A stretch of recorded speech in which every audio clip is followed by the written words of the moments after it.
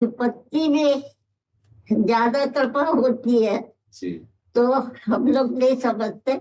महाराज जी क्या कहते हैं, कृपा तो अनुकूलता में रहेगी, अनुकूलता में हमारा ध्यान रहेगा, प्रतिकूलता में नहीं। लेकिन अब अभी 2-4 दिन से समझ में आया कि वास्तव में आपने कहा जितनी प्रतिकूलता होगी, जितनी नहीं हो तो विपत्ति मांगो, तो विपत्ति में ही, वास्तव में विपत्ति में ही ठाकुर कृपा विशेष होती, उसमें पूर्ण अहम समर्पित हो जाता है। हाँ। पूर्ण शरणागति हो जाती विपत्ति में। अनुकूलता में साधक उसका भोग करने के कारण, अनुकूलता भोग करने के कारण वो अहम सुरक्षित रखता है। लेकिन जब प्रतिकूलता होती है तब वो दैन्य भाव से अहम प्रभु के चरणों में कि अब तो किसी काम के नहीं रहे, अब आप देख लीजिए, आप देख लीजिए, अब मेरे में कोई साधन बल भी नहीं रह गया, साधन करने योग्य भी नहीं रह गए, हे नाथ केवल आपकी अब कृपा का भरोसा है। यही पूर्ण शरणागति होती है। पूर्ण शरणागति ही भगवत प्राप्ति है। हाँ, द्रौपदी जी जब तक अनुकूल परिस्थिति रही तब तक नहीं समझ पाई कि हमारी शरणागति में कितनी कमजोरी है। और जब भारी प्रतिकूलता आई और कोई साथ देने वाला नहीं, न पति न भीष्म जैसे महापुरुष, और फिर अपने हाथों का बल भी नहीं, दांतों का बल भी नहीं, तब आखिरी में पूर्ण शरणागति, हे गोविंद द्वारिका वासिन। तो यही विपत्ति शरणागति पुष्ट कराई। जैसे गजेंद्र जब तक अपना बल रखता रहा, भगवान को नहीं पुकारा, जब सब छूट गया, अपना बल भी काम नहीं, तब पुकारा हे हरि। तो ये जो विपत्ति है ये अहम का समर्पण करवाती है। हाँ हाँ, तो ये भगवान की कृपा से हमें विपत्ति रूपी जो प्रसाद मिलता है उसका आनंद पूर्वक स्वागत करना चाहिए। हाँ। रविकांत यादव जी। राधे राधे महाराज। राधे राधे महाराज जी। महाराज जी, मुझे माया मोह ने बुरी तरह मन को फंसा रखा। सबको फंसा रखा है, आपको ही थोड़ी फंसा रखा है। कोई बिरला ही है जो निकल पावे, लेते ऐसी फिसलन है कि इसमें सब गिर जाते हैं। नहीं, आप विवेक को जागृत कीजिए और इससे निकल लीजिए। मानो देह निकलने के लिए मिला, साधन धाम मोक्ष कर द्वारा, पाई न जे परलोक संभारा, सो परत्र दुख पावे, सिर धुनि धुनि पछताए, काले कर्म ईश्वर मिथ्या दोष लगाए। ये अवसर है निकल चलने का। कम से कम आपकी बुद्धि इतनी पवित्र है कि अपने दोषों को स्वीकार करती है कि मैं कहाँ कहाँ फंस रहा हूं। तो जब पता है कि यहाँ फंस रहा हूं तो वहां से निकल भी सकते हो। तो जो निकलने की सामर्थ्य नहीं रह गई, उसी के लिए हम कहते हैं उस सामर्थ्य को बढ़ाने के लिए भोजन पवित्र रखो। कोई ऐसा अशुद्ध पेय पदार्थ मत पियो, नाम जप करो और अपने कर्तव्य का पालन करो, निकल जाओगे। कर्तव्य का पालन कई रूपों में होता है। जैसे आप किसी के पति हो सकते हैं, आप किसी के पिता हो सकते हैं, आप किसी के पुत्र हो सकते हैं, आप किसी के भाई हो सकते हैं, समाज में आपका कोई पद हो सकता है, राष्ट्र सेवा में आपका कोई। तो हमको अपने कर्तव्य का धर्म पूर्वक पालन करना है और नाम जप करना है और पवित्र आहार करना है, निकल जाओगे। माया आपको फंसा ही नहीं सकती। अगर नाम जप चल रहा है और अपने कर्तव्य का पालन है तो इस माया रूपी नाटक से आप निकल जाएंगे। हम फंसते वहां हैं जहां कर्तव्य से विमुख हो जाते हैं, कर्तव्य में अधर्म करने लगते हैं। जैसे हमारे माता पिता हैं, हमारा कर्तव्य है उनकी सेवा करना। वो वृद्ध हो गए, वो कटुवचन बोलते हैं, वो ऐसा कुछ जो हमारे अनुकूल होना चाहिए नहीं करते।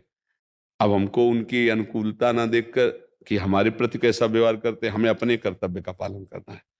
पत्नी है, वो अनुकूल व्यवहार नहीं करती पर भ्रष्ट आचरण भी नहीं करती, हमारे स्वभाव के अनुकूल नहीं पर भ्रष्ट आचरण नहीं करती, तो आजीवन हमें निर्वाह करना है। हमारा कर्तव्य क्या है? भ्रष्ट आचरण पर तो फिर हम नहीं बोलते। अगर भ्रष्ट आचरण है तो फिर त्याज्य विषय आ जाता है। जो पतिवंचक परपति रति करे भ्रष्ट आचरण।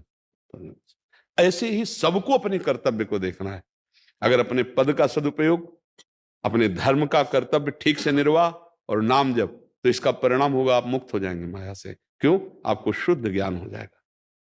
जब धर्म से चलता है तब ज्ञान होता है, जब अधर्म आचरण तो अज्ञान हो जाता है।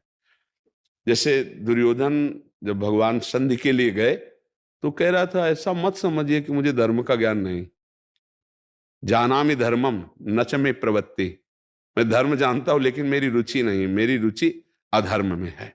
इसलिए आप लाख उपाय कर लीजिए, मेरी समझ में नहीं आएगा और मैं सुई की नोक भर भी आपको जमीन देने वाला नहीं, 5 गांव तो बात जाने दो।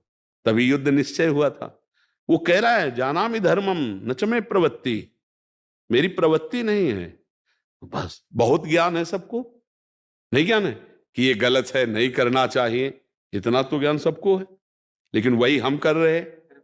हाँ, इसका मतलब हम बलहीन हो चुके हैं। कौन सा बल? अध्यात्म बल। वो अध्यात्म बल आता है जिसे आप सत्संग सुने तो आपको देखो पकड़ में आया ना कि माया में फंस रहा हूं। अब अगर नाम जप करेंगे ना तो आपके अंदर बल आएगा, आप एक एक को क्रॉस कर लेंगे, एक एक को लांग जाएंगे, काम को, क्रोध को, लोभ को, मोह को, मद को, मत्सर को।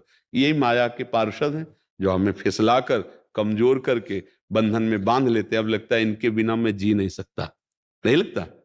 अब देखो, आप अविनाशी हैं, भगवत स्वरूप हैं, लेकिन देह भाव को प्राप्त हो गए ऐसे कि अब मैं इसके बिना नहीं जी सकता। एक नहीं, सैकड़ों बातें ऐसी हैं जिनके बिना हम नहीं जी सकते। आ गया मन में ना, यही बंधन है, इसी का नाम बंधन है। बस नाम जप करो, अपने कर्तव्य का पालन करो, सत्संग सुनते रहो, निकल जाओगे।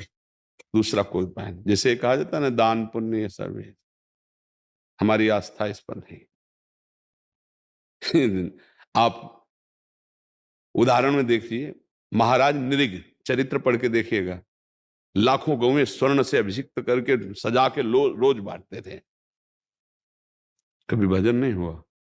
एक अपराध ऐसा बन गया कि सारे पुण्य दब गए और गिरगिट बन करके कुएं में पड़े थे। मतलब पुण्य आदि कोई खास बात नहीं, जैसे पाप है तो लोहे की जंजीर है, पुण्य है तो सोने की जंजीर है। खास बात है कर्तव्य का पालन और नाम जप, पक्का समझ लीजिए। ये हम पूरे शास्त्रों के सार बात कर रहे हैं।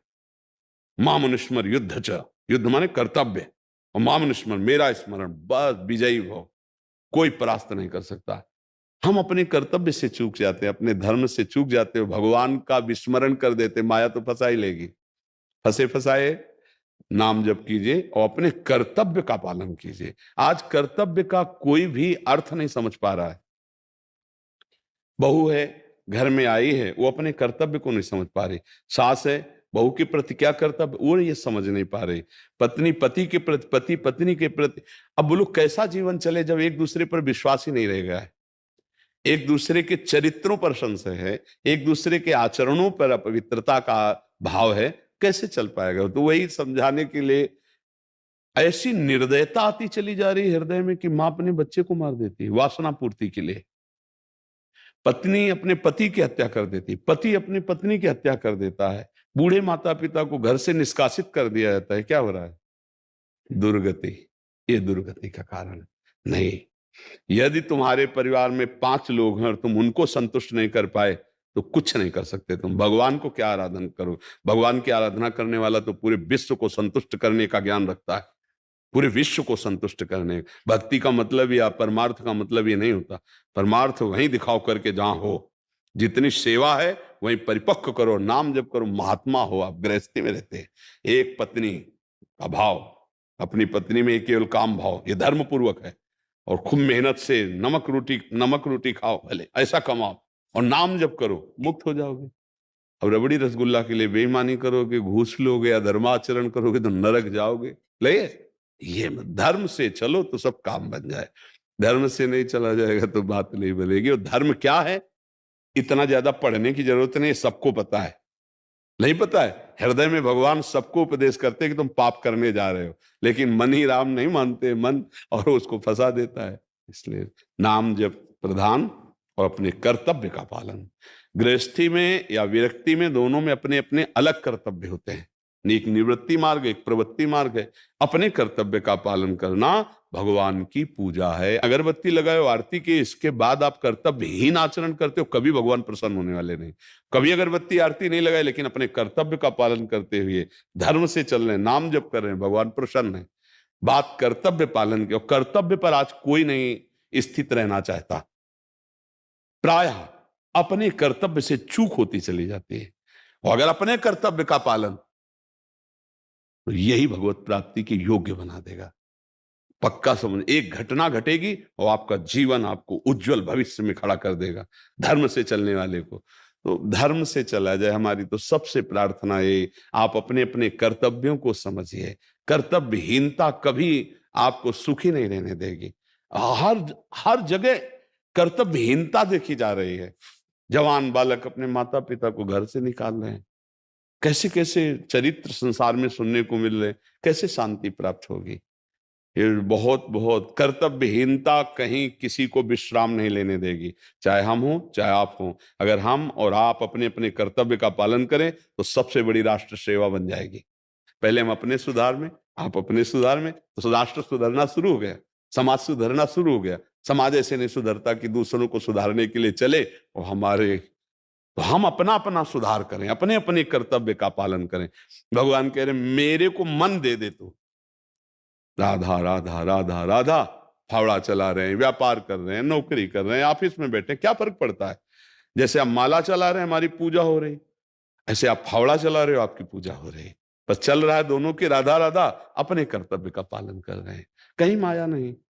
बोलो इस समय क्या माया है कोई माया? इस समय क्या माया है? जब आप माया का चिंतन करते हैं तब माया है, नहीं माया नहीं है। अगर भगवान का चिंतन चल रहा है तो माया कहाँ है? अच्छा, माया है कौन? भगवान की एक शक्ति है जो भ्रमात्मक है।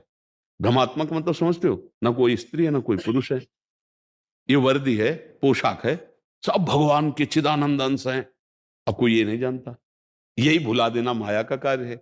भगवान सर्वत्र कण कण में है, लेकिन ये अनुभव ना कराना माया का कार्य है। और जब हम भक्ति करते हैं तो ये अनुभव हो जाता है, माया जो भुलावा डालती है वो मिट जाता है, तो हम अपने स्वरूप को प्राप्त हो जाते हैं, भगवान को प्राप्त हो जाते हैं। समझ पाए? अभिषेक जी बरेली। राधे राधे महाराज। राधा वल्लभ श्री हरिवंश महाराज जी। महाराज जी आपके चरणों में कोटि कोटि प्रणाम। महाराज श्री जी के द्वारा मुझे पुलिस सेवा करने का सौभाग्य प्राप्त हुआ है और मैं पिछले 1 वर्ष से आपका सत्संग और राधा नाम का जप करता हूँ। लेकिन भगवान को न मानने वाले किसी व्यक्ति ने मुझसे पूछा कि जब भगवान के लिए संपूर्ण पृथ्वी एक समान है तो केवल भारत में ही क्यों अवतार लेते हैं प्रभु? भगवान संपूर्ण सृष्टि की रचना करके समूहम सर्वभूतेषु, सबके अंदर विराजमान, लेकिन भक्तों के हृदय में क्यों प्रकाशित हो जाते हैं? सबके हृदय में क्यों नहीं प्रकाशित होते हैं? तो सबके, सकल जीव जन दीन दुखारी, सबके हृदय में भगवान है। सबके हृदय अछत विकारी, सकल जीव जग दीन दुखारी, वर्णन आया ना। लेकिन भक्तों के हृदय में भगवान प्रकाशित होते क्यों? क्योंकि उन्होंने अपने हृदय को भक्ति के द्वारा मार्जन करके, अविद्या का नाश करके भगवान को प्रकाशित कर लिया। ऐसे ही सर्वत्र ब्रह्म ऋषि विराजमान नहीं है। भारत भूमि ब्रह्म ऋषियों की है, महान भागवतों की है, धर्मनिष्ठों की है, तपस्वियों की भूमि है, सतियों की भूमि है, बेविचारियों की भूमि नहीं। इसीलिए भगवान यहाँ अवतार लेते हैं। जैसे भक्त का हृदय संपूर्ण दोषों से रहित होकर भगवदाकार होता है तो भगवान प्रकाशित हो जाते हैं। ऐसे इस भूमि में ब्रह्म ऋषियों का प्रताप, महाभागवतों का प्रताप, जगत पिता को पुत्र बनाकर अपने घर में अवतरित कराने की सामर्थ्य जिस महान भक्ति में, ऐसे महान भक्त जो उस ब्रह्म को अपने मैं में स्थित कर एकाकार है, मैं ब्रह्म हूं, ऐसे ब्रह्म ऋषियों की ये भूमि है। इसलिए भारत पे अवतार लेते हैं। जहां गंगा और यमुना, सती और यतियों की धूम मची है वो भारत भूमि है, व्यभिचारियों की भूमि नहीं है। कि चाहे जैसा भोजन करो और चाहे जैसा व्यभिचार करो तो तुम्हारे अंदर अविद्या प्रकाशित होगी, भगवान प्रकाशित नहीं होंगे। अन्य सब देश प्रांतों में देख लीजिए क्या हो रहा है, और उसी का अनुकरण आज हमारा भारत कर रहा है। तो अब किस दुर्दशा को प्राप्त होता चला जा रहा है? नास्तिकता को प्राप्त होता चला जा रहा है, व्यभिचार को प्राप्त हो। हमारे भारत भूमि में ऐसा धर्म नहीं है। ये विदेश से आया हुआ जो संस्कार है वो हमारे देशवासियों को भ्रष्ट कर रहा है। हमारा देश इसीलिए महान है कि ये सतियों का देश है, यतियों का देश है। ये परम पावन गंगा यमुना का, कहां की नदी ऐसी है जिसको भगवत भाव से देखा जाए, जिसके आचमन अवगाहन मात्र से समस्त पाप नष्ट हो जाएं? कहां की रज ऐसी है जहां की स्पर्श की याचना बड़े बड़े ब्रह्म ऋषि करते हैं? ये वृंदावन धाम, अवध धाम, काशी धाम, द्वारिका, ये कैसे महान महान ये है कहीं? इसलिए भारत भूमि ऋषियों की भूमि है, यतियों की भूमि है, महाभागवतों की भूमि है। इसलिए भगवान यहां अवतार लेते हैं।